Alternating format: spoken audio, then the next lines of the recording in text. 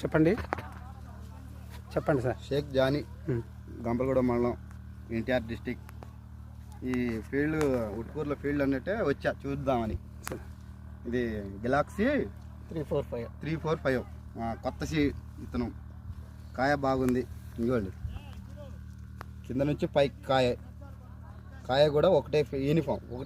కింద నుంచి చివరికాయ కూడా ఒకటే యూనిఫామ్. కింద నుంచి చూపించండి ఒకసారి. ఇంకోండి కింద నుంచి కాయ కూడా తాళలేదు, తాళలేదు. కాయ బాగుంది, కాయ కలర్ బాగుంది, గోల్డ్ స్పాట్ కలర్ బాగుంది. కాయ కూడా చూడండి.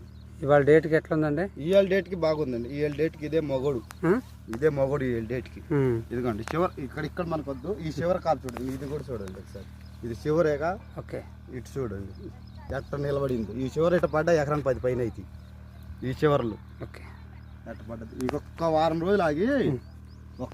రోజులు ఆగి ఫీల్డ్ పెట్టుకుంటే బాగుండేది. ఇంకొక వారం ఆగితే మొత్తం కాయ అయిపోయేది. కంటికి కాను. ఇప్పటికి ఎంత ఉంటుంది అంటారు పంట? ఇప్పటికి ఒక 20 లెక్క వస్తుంది. ఇంకా 10 పైనే ఉంటుంది. 10 మొత్తం ఈ పంట అయిపోయేసరికి ఎంత వస్తుంది అంటారు జానీ గారు? పంట అయిపోదా 35 అండి, పక్కా 35. 30 క్వింటాలకి అన్నితే 35. ఈ మండలంలో ఎట్లా ఉన్నాయి అంటారు మీకు? గంపలగూడెం మండలంలో ఈ మండలంలో ఇదే టాప్ అనిపించింది. నేను ఎన్ని చూసా కానీ ఏడా లేవు. మీరు చాలా ఏరియాలు పోయారు. తోట క్వాలిటీ కూడా ఉంది, లేత బాగుంది. ఓకే, క్వాలిటీ ఉంది, నల్లికి తట్టుకుంది, ప్లస్ బొబ్బర్ కూడా తట్టుకుంది. బొబ్బర్ లేదు, నల్లి లేదు. ఓకే, ఒకసారి చూసుకోండి. ఓకే, ఏ చెట్టు చూసినా అంతే ఉందండి. తోట అంతా ఉంది. తోటలో ఎక్కడైనా చూడండి సోదరులు. ఇది ఓట్కూరు గ్రామంలో ఉంది. ఇది శ్రీ దత్త అగ్రిజెంటిక్స్ వారి గెలాక్సీ 345 అనే రకం. ఇది మేడూరు విష్ణు సీడ్స్ నుంచి ప్రొపరేటర్ రామకృష్ణ గారు ఇక వాళ్ళు ఫీల్డ్ కండక్ట్ చేస్తున్నారు.